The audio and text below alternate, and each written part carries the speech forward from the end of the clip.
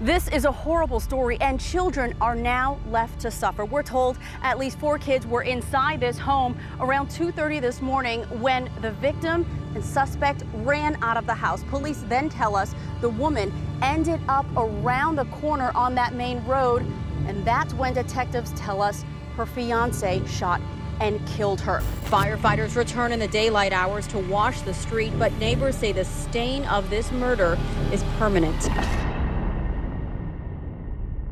In October 2021, Dina Taylor penned a beautiful tribute to her fiancé on her Facebook page. It was only a few weeks to their wedding, and she gushed about how he was sweet, kind, gentle, and loving. Her Facebook account was filled with loving messages towards him, where she would write about how she never imagined she would ever meet someone like him, and that to marry him was a dream she never thought she'd see come true, and she never did. What was supposed to be a beautiful celebration of 2 people who loved each other very much turned into a chilling tale of horror when Dina's loving and gentle fiancé, Deonte Sims, chased her onto the street of their home, pulled a firearm on her, fired at her at point-blank range, and left her fighting for her life out on the street. By the time help got to her, it was too late. She was gone, her life taken by her sweet and kind fiancé. What led Deonte Sims to chase Dina out onto the street in a fit of rage? And why did it take so long for help to get to Dina? Let's find out in the story of Dina Taylor, the mom of 5 who was killed in the street by her fiancé a few weeks before her wedding.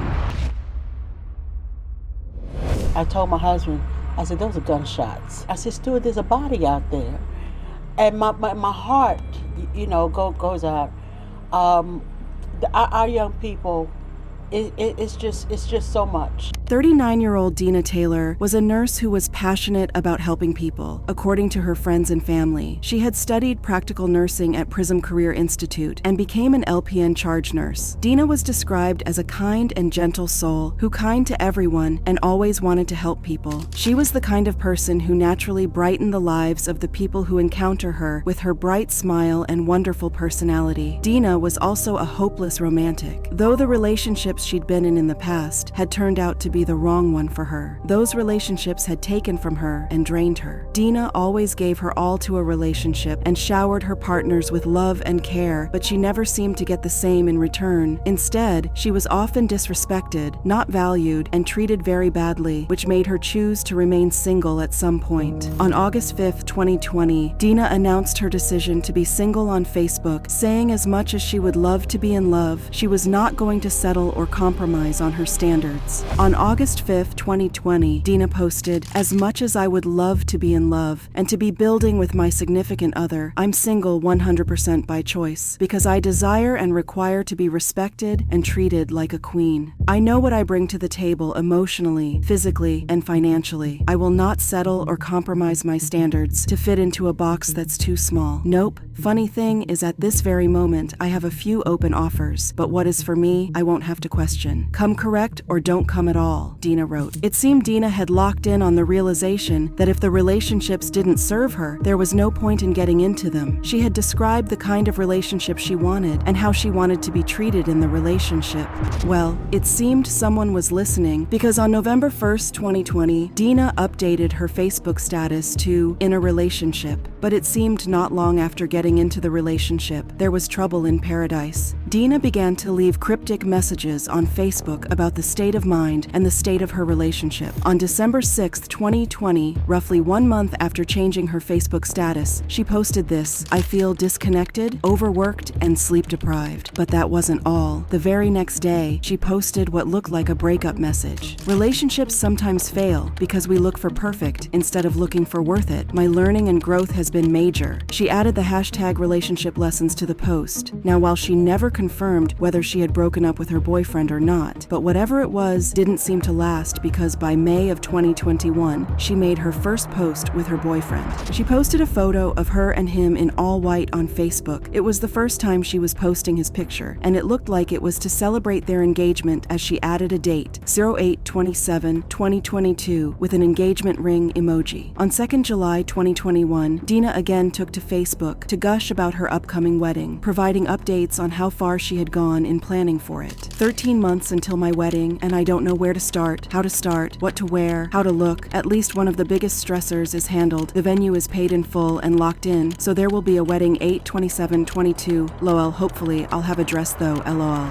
4 days later, she made another post, this time gushing about her fiance, Deonte Sims. Dina believed her meeting him was fate. She described him as her knight in shining armor and her best friend. The heavens sent me my sweet knight in shining armor, my best friend, my fiance, and we're getting married next year. He handles me with care, like fine china. Love isn't complicated. And that wasn't all. Dina made many posts about Deonte. She couldn't wait to be married to who she described as the most kind, gentle, dedicated, and loving man she ever met. Only in my dreams did I ever think that I'd be getting married in a beautiful mansion to the most kind, gentle, dedicated, and loving man that I would ever meet. When they say dreams come true, please believe them. To everyone who saw her post, Dina was so happy and excited to be marrying the man of her dreams. But unfortunately, the reality was not as rosy as she painted it out to be, because only 6 days after she made her last post, celebrating her fiance, she was dead. On September 15, 2021, residents of Cecily Court in Upper Marlboro witnessed a shocking argument between Dina Taylor and her fiance, Deonte Sims. Some part of the argument had been had outside and was loud enough for everyone in the neighborhood to feel the tension. This argument had lasted well into the early hours of the morning. It was very heated, and neither of them seemed to be backing down. Though it's still unclear what led to their argument, at around 2:30 a.m. in the morning of September 16th, Dina ran out into the street. Immediately after, Deonte ran after her.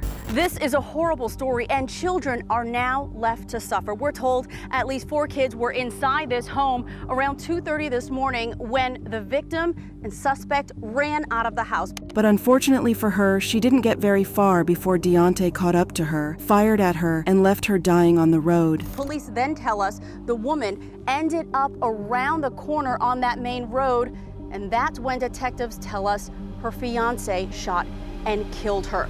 What looked to be a beautiful, healthy relationship, the stuff of dreams turned into a nightmare in one night. Because it happened in the middle of the night, the neighborhood was asleep, but a few neighbors were awoken by loud bangs. I told my husband, I said, those are gunshots. I said, Stuart, there's a body out there. And my heart, goes out.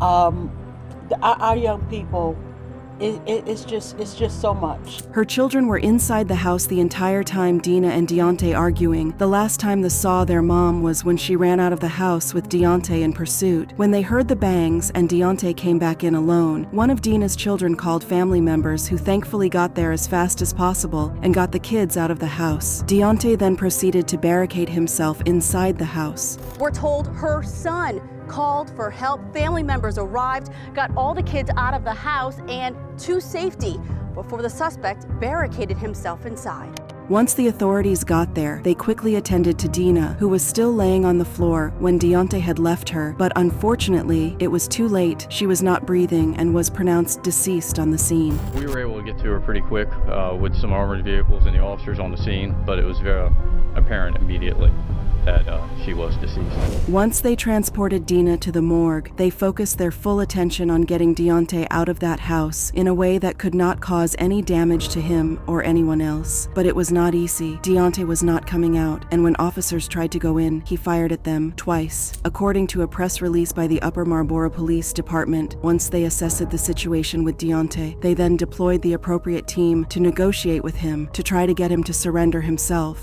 This morning at approximately 2:20 a.m., our officers responded to the 12400 block of Cecily Court for the report of a shooting. Once on scene, our officers located an adult female short distance away from that location in the roadway suffering from gunshot wounds. She has since been pronounced dead on the scene. As our officers went to investigate at the original location of incident, they determined that an armed individual was inside of a home. They brought in officers trained in negotiations to speak to Deonte. They also brought in emergency services just in case the situation escalated. Out of an abundance of caution, we declared a barricade. Our conflict negotiators and our emergency services team responded to the location. After 5 hours of negotiation, trying out different tactics to try to get Deonte to turn himself in, he finally came out of his home and surrendered to the arrest. Through the course of their negotiations, our suspect in this case has successfully surrendered and has been taken into custody. Police say an armed man inside this home on Cecily Court in Upper Marlboro finally surrendered nearly 5 hours after they say he shot and killed his fiance about a block away. At this point, Dina Taylor was gone, so the case immediately became a homicide, and the first thing investigators assigned to the case did was to try to ascertain a timeline of events. What happened on the night of September 15th that led to that explosive argument? And was Deonte a volatile person who lost his temper often, or was this out of the blue? The woman was found in the street. She'd been shot and was declared dead at the scene. After taking Deonte into custody, investigators stayed back to hose the street, clearing it of any signs of the tragic events that took place just a few hours before. But no matter how thoroughly they hosed the street, the neighbors would never forget the sounds they heard or the sight of Dina laying on the ground, not moving. From the neighbors, investigators were able to learn a lot more about Dina and Deonte's relationship, but most importantly, about Deonte himself. They were curious to know who he was and what led him to take the steps he took. A neighbor who had always lived next door to Deonte had so much today about him. She had known him since he was a child, since his parents owned the home he lived in. According to the neighbor, Deonte had grown up playing with her kids. Doris Benson devastated after learning the suspect grew up with her own children. Their families, longtime neighbors. His parents are wonderful people. They really are. It was a shock to her that the sweet boy she watched grow up would do something so dark and sinister. Still love him. I hate that it came to that. I don't know why it came to that. But they're just nice people. Other neighbors didn't know Deonte and Dina so well, but they did confirm that their neighborhood was usually quiet, and nothing like that had ever happened before. And it's normally quiet. We don't hear stuff like this. And to her that happened is kind of saying, for me, it's kind of not terrifying, but it's like really sad. Through their neighbors, officers also discovered a lot about the relationship Dina and Deonte had and how their children fit into that. Police confirmed the suspect and victim were engaged to get married and both had children from previous relationships. Currently, our homicide detectives and our crime scene investigators are on scene working to determine the events leading up to this fatal shooting this morning. What do we know about those events so far that you can say preliminarily about the events that led up to the shooting? Preliminarily, we do believe that this is a domestic-related homicide, and it's still early on in the investigation, so that's the most I can say at this time. The officer also answered a few questions from the media during the press briefing. He answered questions about how Dina ended up on the street, saying they were still putting the pieces of the puzzle together. And how did the woman end up on the street? That we're still looking to figure out exactly what transpired prior to that 911 call coming in this morning. During the press briefing, the officer also said while they knew it was a DV-related tragic event, they didn't know if this was a pattern of behavior that could have been reported by Dina or if Deonte just snapped. Have you been here before? That's still part of the investigation. We will do an address search. Unfortunately, I don't have that information available to me this early on. As far as the relationship between the two, what can you say about what the man and woman's relationship is? That I can't confirm right now. We want to make sure that we interview all involved parties to confirm that, but I can't say it is being investigated as domestic related at this time. They also answered questions about where the call to 911 had been made from, if it had been made from inside the house or away from the house. Did the 911 call come in from the residence where this incident happened or from somewhere else? Preliminarily, I do believe it came from the residence. Perhaps from the victim? I'm not exactly sure who the caller was. Are you releasing his name? And I assume he's been arrested and then went forward. So typically, right now he is in custody, pending the charges. We do, as standard in any homicide investigation, we do try to talk to our victims and our suspects in this case. What kind of weapons did this suspect have access to in the home? That is still under investigation. I'm not exactly sure what was used. I can say that we do know there was some type of firearm used this morning, though. Though at this point, investigators had a pretty good idea of what transpired, they still needed to speak to Deonte to confirm some information before filing charges. Once we talk to the suspect, our detectives will determine the appropriate charges and apply for those with the court commissioner, and then we'll release that information later on in a news release. The officer also revealed that emergency services had gotten there as fast as they could, but they were not allowed to get to Dina, as Deonte had cut off their access to her. It was possible that had they attended to her the moment they got to the scene, she could have survived the ordeal and lived to tell her story, but unfortunately, that did not happen. And it was enough that first responders weren't able to get to the victim? Yes, ma'am. Out of caution, with the active fluid scene, it was determined at that time that it wasn't safe to move directly in based on the information we had available to us at that time. It's been really tough to know someone that needed you and not be able to get there. Absolutely. It's hard to deal with, but we have to take everyone's safety, the community, even the suspect in this case, safety into consideration. The officer laid out their course of action when they got to the scene, saying officers led the way to clear the scene before allowing emergency services to go to Dina. So typically in incidents like this, when a shooting comes out, the fire department along with the police department are co-dispatch. The way it works is the police department will go in first to ensure the scene is safe for our co-responders at the fire department. But because it took a long time to get past Deonte's barricade, they could not reach in time to save her life. This morning, unfortunately, it took some time to stabilize the scene to ensure that it was safe for those first responders to come in. Once that was, of course they came in, but unfortunately, our victim was pronounced deceased this morning. Yeah, we're going to exhaust every option. We want peaceful resolutions in these type of situations. We don't want to be quick to just jump in to action to get the incident resolved. So this morning just demonstrates our ability to hold fast and try to resolve a peaceful resolution to bring someone into custody, and that's what our negotiators did this morning. Just this afternoon, we learned the suspect shot and killed his fiance, and it may have happened in front of children inside that home. Police say the two each have children, but none that they share. After the officers cleared off Cecile Court, the real investigation began as investigators spoke to friends, family, co-workers, and neighbors of Deonte and Dina just to establish a timeline of events. Investigators are trying to piece together what happened inside the home that led to the shooting as they gather evidence and interview witnesses. Their main aim was to establish whether or not Deonte Sims was a man who had been putting his fiancée through hell in private, or if he really was the Mr. Nice Guy everyone seemed to portray him as. Domestic violence is always an issue, and it's always something that we're trying to, provide services for.